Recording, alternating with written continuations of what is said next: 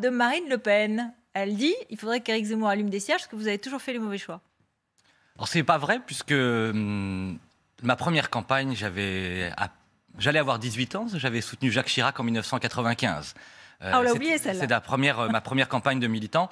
Et puis, je le dis avec beaucoup d'humilité, parce que bien sûr que j'ai parfois commis des bêtises ou dit des erreurs. Vous savez, on n'a pas toujours raison. Mais Marine Le Pen, moi, été élu sur mon nom à de nombreuses reprises depuis 10 ans maintenant. Donc, il faut elle aussi qu'elle ait beaucoup d'humilité et qu'on arrête de se critiquer les uns les autres. Vous savez, Richelieu disait, par rapport au portrait que vous venez, et que je comprends, hein, et comme ça je vais pouvoir m'expliquer, Richelieu avait une très bonne formule. Il disait « Trouvez-moi 5 phrases de l'homme le plus honnête et je trouverai le moyen de le faire pendre ». Quand on arrache un contexte... Ça. Non mais quand on arrache un contexte... C'est quoi mon parcours? Pour que chacun comprenne bien. C'est comme un fleuve. Moi, j'ai une source. Le patriotisme. Et des sinuosités, bien sûr, sur 20 ans d'engagement, pour trouver celui qui va nous permettre enfin, à travers l'Union des droites, on y reviendra, de bâtir une recomposition politique capable d'offrir à tous les patriotes, tous les républicains, un mouvement commun. Vous savez, ma génération, c'est la génération qui a connu François Mitterrand, qui a inventé ce piège terrible pour la droite française. Puisque la gauche est minoritaire, je veux diviser les droites. Eh bien, avec Éric Zemmour, pour la première fois, et c'est en cela que je dis que c'est une promesse et une chance formidable, et que j'appelle tous les Français de droite, quel qu'ait été leur vote antérieur, qu'ils aient cru en Madame Le Pen, qu'ils aient cru en Nicolas Sarkozy, qu'ils aient cru en Charles Pasqua, en Philippe Séguin, en Philippe de Villiers, de nous rassembler. Unissons nos forces. Elle est là, la grande promesse d'Éric Zemmour. Unissons nos forces pour construire un grand mouvement populaire de droite, battre Emmanuel Macron et sauver la France. Guillaume Pelletier, quand on a retiré un certain nombre d'éléments d'archives, on n'a pas manipulé ou on n'a pas instrumentalisé. On est hors contexte, c'est ça que je veux dire. Oui, on raconte votre histoire. J'assume totalement. Vous le savez très bien. Et c'est normal et vous l'assumez et vous le dites. Bien sûr. Même. Mais ce qui est intéressant, c'est le contexte. Oui. Et j'assume tout de mon histoire. Moi, j'ai l'histoire, vous savez, assez simple d'un électeur de droite. Depuis les années 90 et 2000, après l'effondrement des grandes idéologies, la droite française, les électeurs de la droite française, cherchent celui qui va réunir les deux rives. Vous savez, on pourrait dire la même chose de Jacques Chirac. Il a été gaulliste, pompidolien, giscardien. On l'a dit. Rappelez-vous, on a parlé du travaillisme à la française, etc. Donc, il a fait tout. On l'a dit. Je dis avec beaucoup d'humilité. Enfin, il a été élu président. Je comprends très bien cette sinuosité que j'assume. Parce que sans rien renier de la source qui est la mienne, l'amour profond de la France, je recherche depuis 20 ans, et nous sommes innombrables à le faire, celui qui va pouvoir rassembler enfin les droites. Et le paradoxe, oui, vous avez raison. Le paradoxe, en tout cas moi je ne m'y attendais pas, c'est que ce sera probablement un Français juif berbère d'Algérie qui ne connaît pas la politique. Éric Zemmour, non, il n'a pas fait de politique, il n'a pas été mais il connaît très bien la politique, comme journaliste, il a un bien peu... sûr, parce qu'il l'a observé, sans rien renier de ses convictions et de ce courage, est en train de poser un acte fondateur pour la vie politique française, ce grand mouvement de l'union des droites, comme le RPF du général de Gaulle, pour rassembler tous les électeurs de droite, toutes les familles de la droite, et enfin préparer une alternative pour la France. Voilà un plaidoyer extrêmement véhément et enflammé, donc très bien. Moi, je voudrais que vous écoutiez, avant quand même, je reviens sur ce que vous avez dit sur Marine Le Pen, parce que bon, elle a été très cruelle, mais vous avez dit qu'il faudrait qu'elle soit élue sur son nom, c'est-à-dire quoi? Vous dites c'est une héritière, non, là, il se passe que vous êtes dans une primaire à droite, il y a 3 candidats, on va y revenir sur les sondages, donc elle vous attaque, qu'est-ce que vous répondez? Je lui dis, pas d'attaque entre nous. Depuis des décennies, nous perdons à cause des querelles d'ego. Est-ce que nous aurons besoin des électeurs de Marine Le Pen? Oui. Sont-ils des citoyens de seconde zone? Non. Aura-t-on besoin d'Éric Zemmour? Bien entendu. Aura-t-on besoin des électeurs les républicains? Oui, 1000 fois oui. Quelle est l'originalité d'Éric Zemmour dans cette campagne? Et vous le savez très bien. C'est que quand Marine Le Pen critique sans cesse les Républicains. Pardon, et quand Valérie Pécresse critique sans cesse les électeurs de la droite hors les murs, vous avez un Éric Zemmour qui, lui, à égalité, tend la main à tout le monde. C'est très important. Pardon, c'est très important. Excusez-moi, moi j'ai suivi la campagne depuis le début d'Éric Zemmour. Il était sur ce plateau et il a plutôt été extrêmement critique sur Marine Le Pen en disant qu'elle ne gagnerait pas, qu'elle était nulle, qu'elle avait raté son débat, etc. etc. Il faut voir l'historique, on a tous les éléments depuis le début.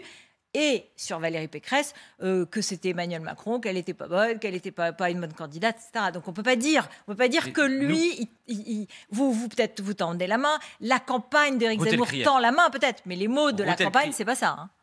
Des 3 candidats, je le maintiens, Éric Zemmour est le seul à tendre à la main à égalité aux électeurs du Front National et des Républicains. Pourquoi Valérie Pécresse, pourquoi je ne la soutiens pas dans cette campagne? Il n'y a pas d'animosité personnelle. Moi, je veux juste raconter, et vous raconter à travers vous, à tous ceux qui nous écoutent et qui nous regardent, ce qui s'est passé le 8 décembre dernier quand j'ai été reçu par Valérie Pécresse. Je lui ai posé la question suivante et je lui ai raconté cette histoire. Valérie, tu as soutenu Emmanuel Macron en 2017. Valérie, tu es partie des Républicains en 2019 en m'accusant et en accusant Laurent Wauquiez d'être trop à droite. Valérie, tu as pensé un moment, puisqu'on le dit, est-ce que tu me le confirmes, d'être Premier ministre d'Emmanuel Macron quand Édouard Philippe est parti? Elle le dément, bien sûr. On y reviendra peut-être. Le soir de ton élection, tu dis à Éric Ciotti, je ne reprendrai pas tes idées et ton projet, ce qui a créé des tensions, vous en souvenez, dans les 24 premières heures au lendemain du Congrès. Je te pose une question, Valérie. Est-ce que tu me promets, parce que moi je ne veux pas mentir aux électeurs de droite, est-ce que tu me promets que tu ne soutiendras pas Emmanuel Macron en 2022, quelle que soit la configuration? Elle ne m'a pas répondu. À partir du moment... C'est-à-dire que vous lui disiez, il faudrait... Enfin, c'est votre vision, parce qu'on n'a pas le témoignage de Valérie Pécresse, mais vous lui demandiez de dire qu'elle ne soutiendrait pas Emmanuel Macron, par exemple, face à Marine Le Pen, ou face à Éric Zemmour. Exactement, mais... D'accord. Ça n'engage que moi, vous avez raison. Posez-lui la question. Posez la question à Valérie Pécresse. Est-ce qu'elle s'engage, si Éric Zemmour est face à Emmanuel Macron, à ne pas voter Emmanuel Macron? Je ne crois pas, vous le verrez. Je pense que son idée, c'est de soutenir Emmanuel Macron. Donc, je respecte tout ça, mais moi... ce sont des spéculations, parce que quand on lui pose la question, elle dit « je soutiendrai Valérie Pécresse au deuxième tour ». D'accord, oui, mais il y a une configuration qui est probable, et de plus en plus, et je vais vous dire pourquoi, qui sera Éric Zemmour face à Emmanuel Macron. Pourquoi? Parce qu'Éric Zemmour, je le répète, est le seul à bénéficier aujourd'hui d'un double socle, 30% des électeurs de Marine Le Pen, 25%, les électeurs fillonistes, de Valérie Pécresse. Et notre travail, puisque c'est la première fois que ça existe dans l'histoire de la Ve République, c'est qu'un candidat et toute une équipe posent cet acte fondateur. Nous accueillons tous les électeurs de droite, sans exclusive, pour bâtir l'union des droites. Alors écoutez Éric Ciotti, parce qu'il était notre invité hier soir, et il a répondu, et il vous parle, et il parle à ses électeurs, et il répond à Éric Zemmour, et il dit, c'est seulement chez nous que ça peut se passer. Écoutez.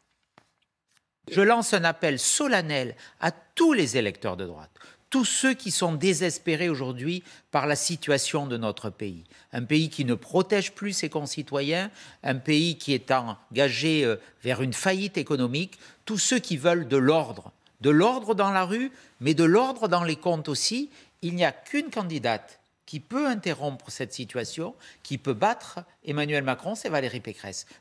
Voilà, c'était hier, et c'est ce qu'il disait. La seule qui peut battre Emmanuel Macron, c'est Valérie Pécresse.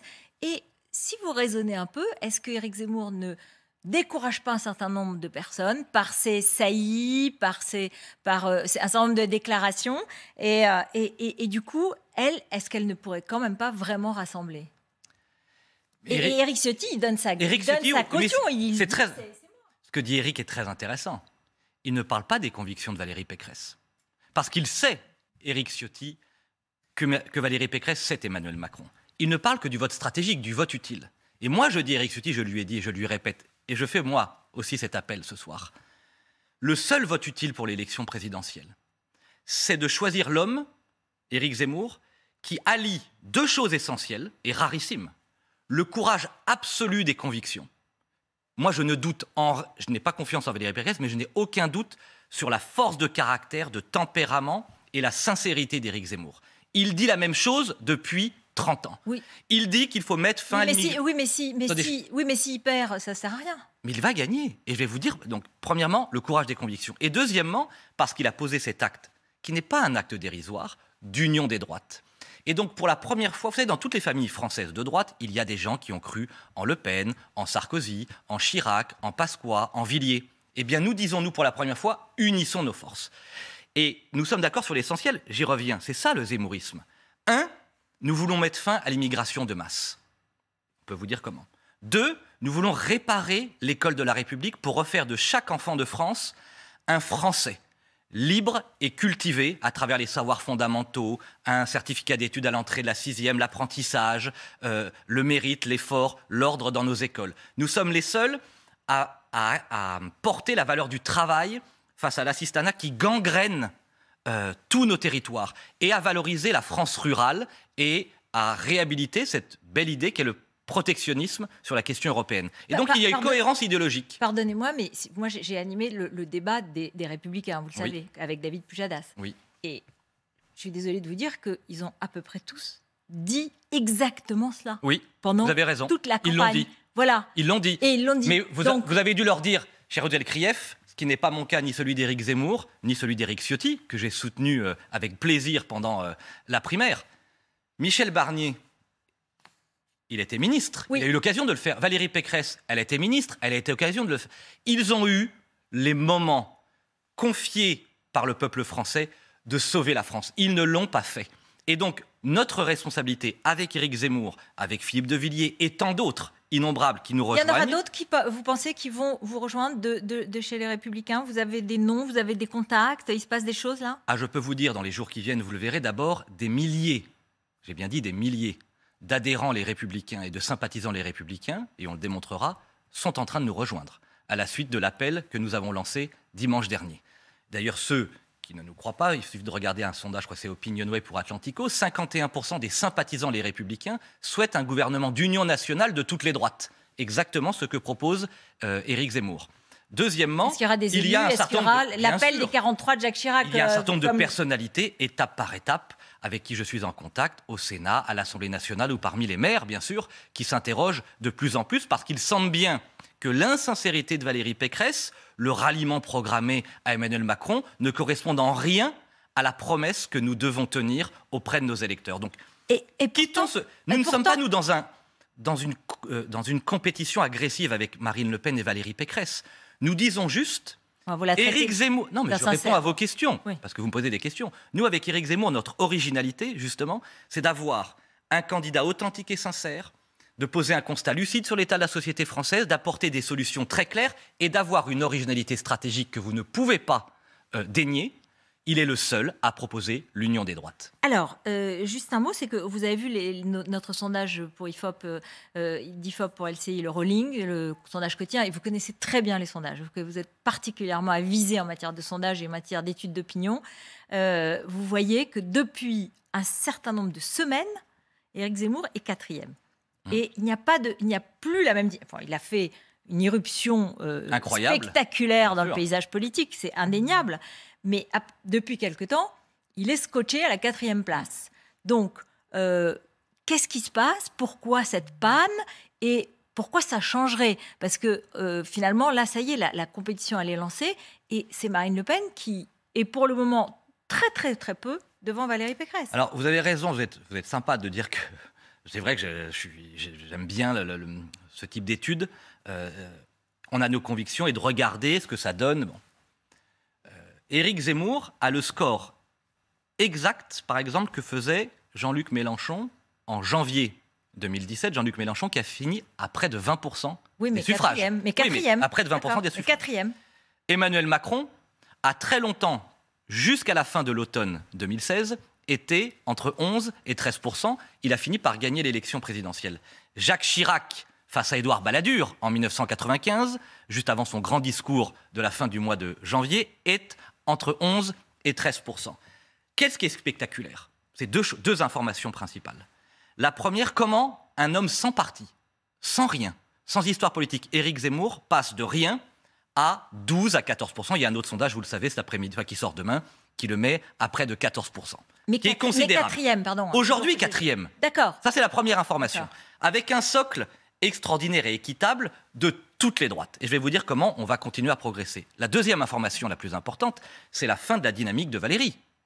Valérie Pécresse, au lendemain d'une primaire qui avait pris des points qui étaient montés à 17, 18, 19, est en train de baisser. Et donc, Éric Zemmour va démontrer dans les prochaines semaines, par les ralliements successifs qui vont se multiplier, d'une part, par ce qu'il a proposé aux Français, je le répète, la cohérence extraordinaire, le courage.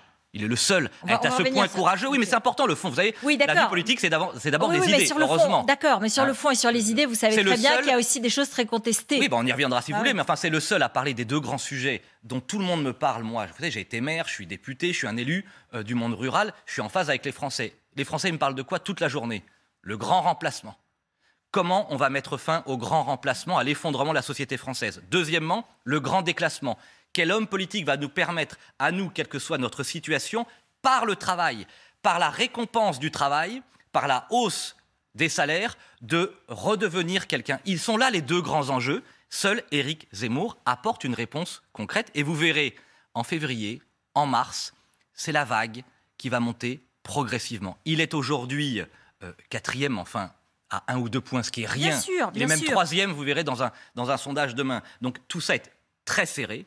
La vraie information, c'est que dans le match à 3, Le Pen, Pécresse, de la droite, oui. Zemmour, celui qui a le plus grand potentiel et qui va remporter cette bataille, c'est Éric Zemmour pour les raisons que je viens de vous donner. Alors, est-ce qu'il aura ses parrainages? Bien sûr, bien sûr, c'est un travail. Il y a aujourd'hui un peu plus de 300 parrainages, ce qui est un très bon socle. Et justement, avec Philippe de Villiers et beaucoup d'autres, beaucoup d'élus qui nous aident de manière officielle ou non officielle d'ailleurs. Vous en avez de la part d'élus les Républicains qui sont en train de se préparer ou pas? Non, mais croire, vous savez, ça c'est le vieux truc. C'était vrai il y a 20 ans, les partis qui disent « je vous en donne », ça ne marche plus, ça n'existe plus. Aujourd'hui, notre travail, c'est de convaincre les maires qui sont parfois sous la coupe des communautés de communes. J'ai été maire et président de communauté de communes, donc je connais ça par cœur, que cet acte est un acte démocratique. Au fond, le général de Gaulle, il avait inventé quoi? Un filtre neutre pour écarter les candidatures fantaisistes. François Hollande l'a transformé en filtre militant pour écarter les candidatures populaires. Il serait absurde que M. Mélenchon, Mme Le Pen ou Éric Zemmour n'aient pas leur parrainage. Et donc tout le travail qu'on va mettre en place... Là, vous voyez bien que Marine Le Pen, elle était arrivée à 627 parrainages en 2017, donc c'était assez juste. Même pas, je crois, 527, oui. 627. Ah, 627, d'accord. 627. Oui. Et du coup, ça veut dire que ça sera difficile parce que vous adressez au même public qu'elle, et donc c'est plus difficile. C'était déjà très juste, et donc il y a maintenant deux candidats qui demandent des parrainages et qui viennent peut-être des mêmes lieux. Non, mais c'est un combat. Il y a 36 000 maires. Il y a aussi quelques milliers. Il y a 42 000 élus qui peuvent vous parrainer. Voilà, exactement, des conseillers régionaux et départementaux. Il y a hélas que... Donc vous êtes optimiste? Sérieux. On est en train de mettre en place une opération avec des équipes remarquables qui ont déjà fait un travail extraordinaire, une opération département par département, et les premiers signaux ces dernières semaines et ces derniers jours sont très encourageants.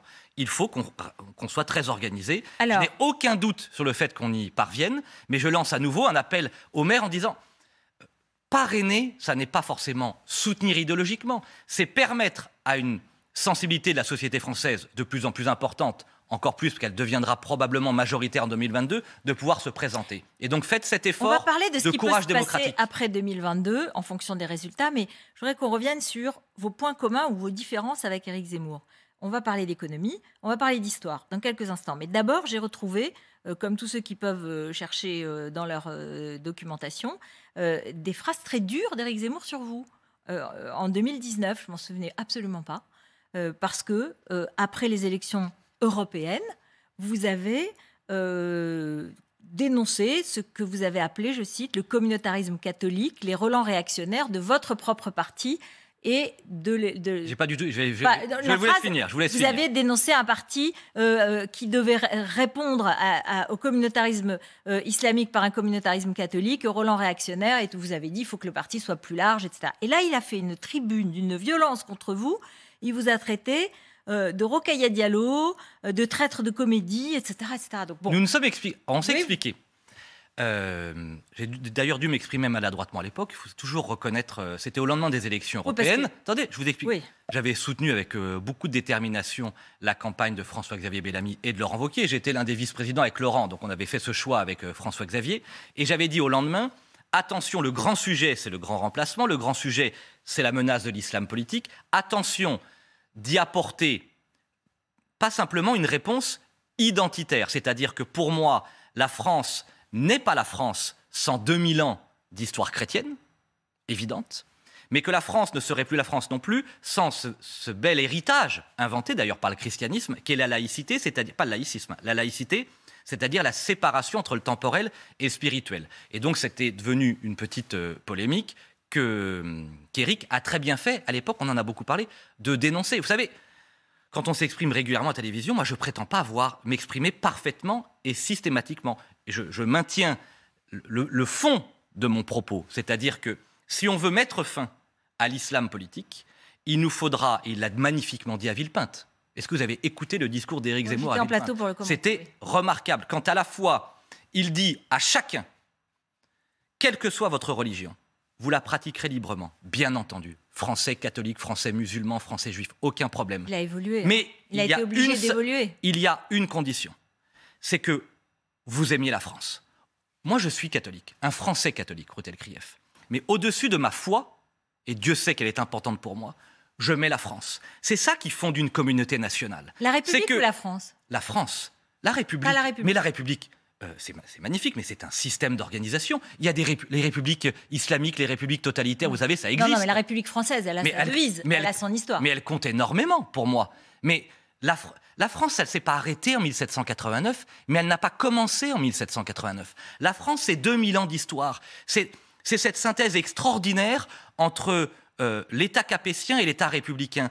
C'est la France qui a dit qu'entre le drapeau blanc et le drapeau rouge, je choisis le drapeau tricolore et j'en fais le drapeau de la liberté. C'est ça, Éric Zemmour. Et quand il tend la main, j'ai été, moi, très ému, je vous le dis, par ce passage à Villepinte. Ouais.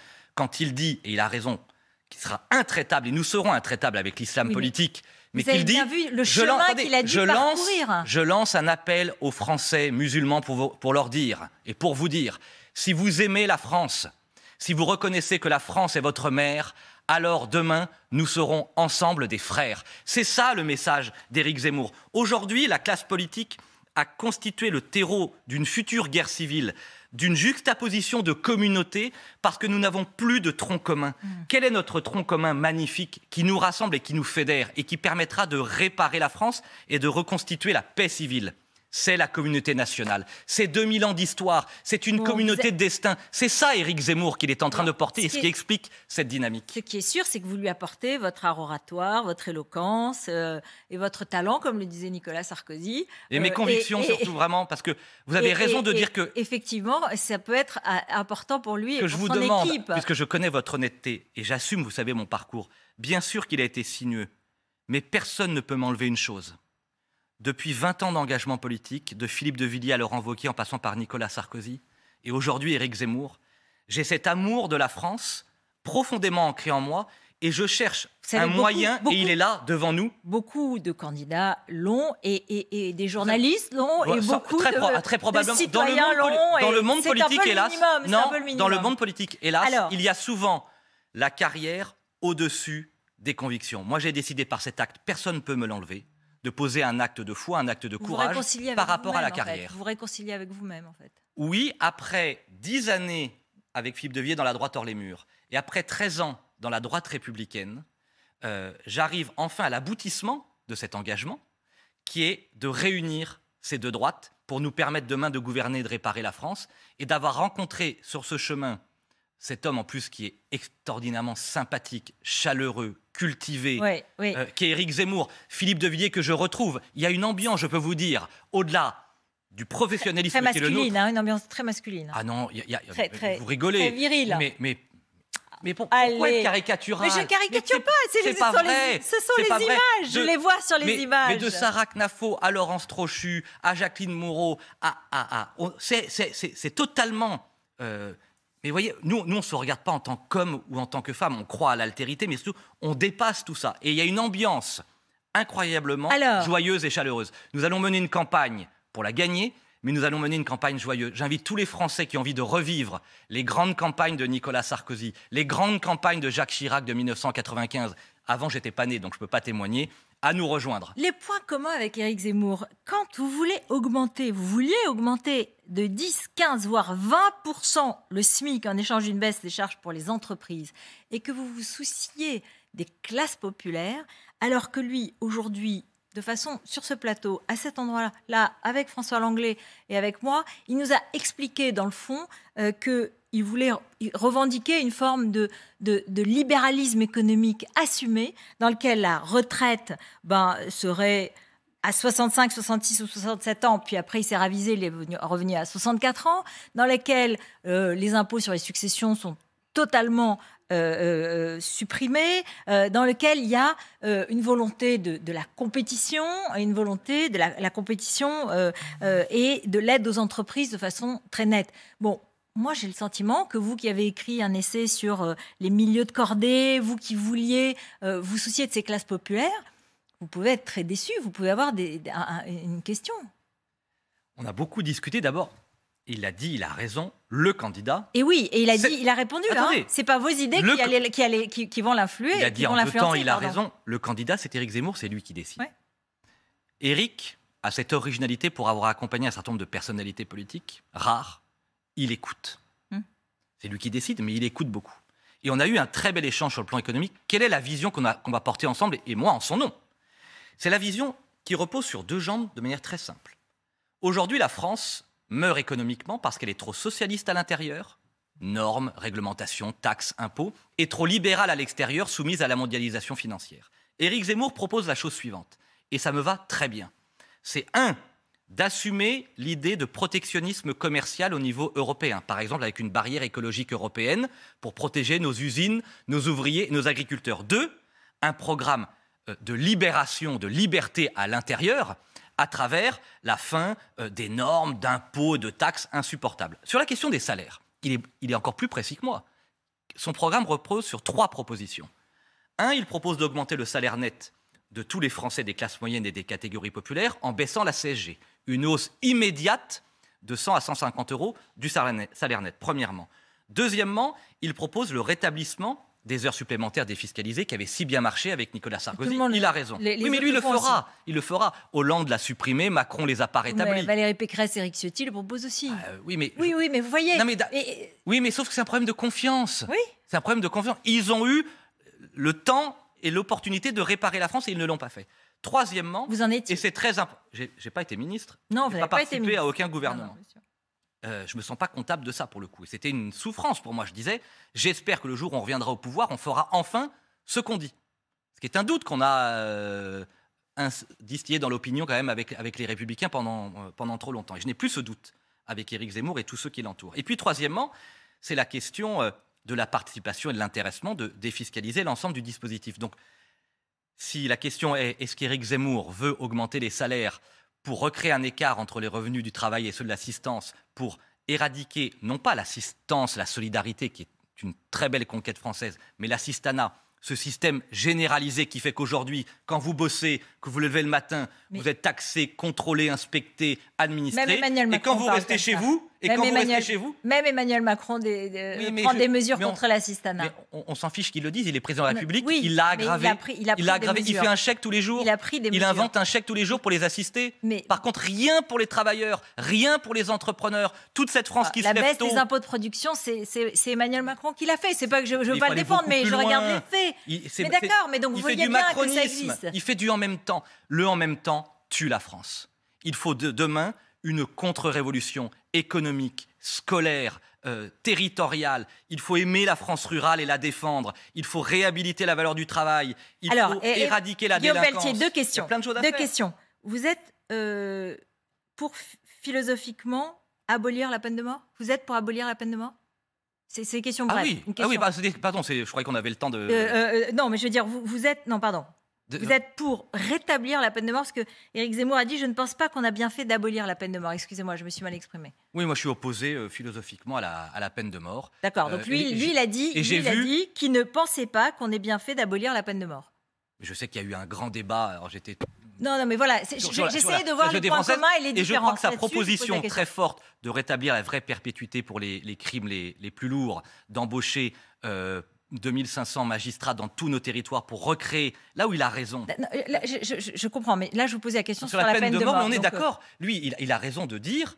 non, vous n'êtes pas d'accord. Si, qu'est-ce que ça a entraîné en 1981? Ça a donné... Moi, je suis contre la peine de mort, mais Vous restez contre la peine de mort. Voilà, c'était ma réponse. C'était ma question, c'est ma réponse. J'ai eu ma réponse. J'ai eu ma réponse. Assez brièvement, parce que vous êtes prof d'histoire. Et quand même, je ne sais pas, bien sûr, maintenant, Éric Zemmour ne veut plus en parler. Et sur ce plateau, il avait déjà dit qu'il ne voulait plus en parler. Mais les écrits restent. Et il avait expliqué que Pétain avait sauvé les Juifs français. Vous, prof d'histoire, vous pouvez dire la même chose aujourd'hui quand on voit toute l'histoire qui montre que Pétain a aggravé les lois anti-juives, qu'il les a durcies, qu'il les a notées de sa main pour les durcir. Vous, le professeur d'histoire, vous pouvez dire que Pétain a sauvé les Juifs français? Non, je vais vous dire, j'ai eu une discussion, ça m'émeut presque de vous répondre, très importante avec Éric sur ce sujet. Très importante pour moi. Et je pense pour lui. D'abord... Il a changé d'avis? Non, mais je vais vous dire ce qu'il a voulu dire. Et ce que j'ai compris, moi. Et ce que je veux traduire. D'abord, Éric Zemmour, qu'on arrête de le traiter d'extrême droite, de pétainiste, etc. Cet homme, dont la propre famille, ses grands-parents, attendez, se sont vus retirer la nationalité française, oui, il a oublié. Par l'immonde régime de Vichy. Le régime de Vichy était immonde. Et nous sommes d'accord avec Éric Zemmour. La France était à Londres. Et à Vichy se trouvait l'anti-France. Nous sommes d'accord avec Éric Zemmour. Il a, dans un livre il y a 7 ans, sur les travaux d'ailleurs, je vous invite à lire, hein, si ça vous intéresse, l'histoire, Paxton, Semelin qui dit le contraire. Mais j'ai lu, voilà, tout ça existe. Le débat des historiens. Et je comprends. Ouais. Mais ce qui est certain, si la question est que pense Éric Zemmour de cette période de l'histoire de France, nous sommes totalement en phase.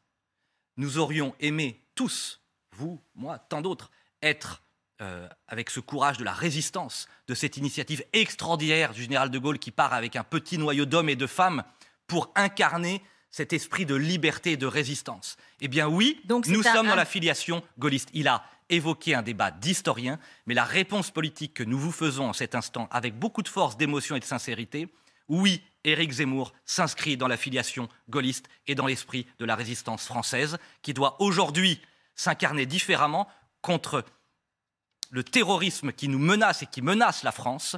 Le grand défi, c'est d'apporter une réponse à l'islam politique, d'accueillir et de respecter bien entendu tous les Français musulmans, mais de leur dire, le grand sujet qui vient, c'est d'aimer la France. Poser cet acte d'aimer la France et nous recréerons ensemble une communauté nationale. Merci beaucoup. Merci Guillaume Pelletier d'être venu sur ce plateau et d'avoir défendu avec beaucoup de véhémence et d'énergie et de vigueur votre candidat et de passion, votre candidat Éric Zemmour, qu'on recevra bien sûr dans les prochaines émissions aussi sur ce plateau. Merci à vous. Donc merci. Et écoutons tout de suite ce que vous avez dit sur Marine Le Pen, parce que vous avez essayé d'expliquer de quelle façon Éric Zemmour se positionnait un peu au milieu, entre les deux rives, pour rassembler toute la droite. Depuis des décennies, nous perdons à cause des querelles d'ego. Est-ce que nous aurons besoin des électeurs de Marine Le Pen? Oui. Sont-ils des citoyens de seconde zone? Non. Aura-t-on besoin d'Éric Zemmour? Bien entendu. Aura-t-on besoin des électeurs les républicains? Oui, 1000 fois oui. Quelle est l'originalité d'Éric Zemmour dans cette campagne? Et vous le savez très bien. C'est que quand Marine Le Pen critique sans cesse les Républicains. Et quand Valérie Pécresse critique sans cesse les électeurs de la droite hors les murs, vous avez un Éric Zemmour qui, lui, à égalité, tend la main à tout le monde. Éric Zemmour est le seul à tendre à la main à égalité aux électeurs du Front National et des Républicains.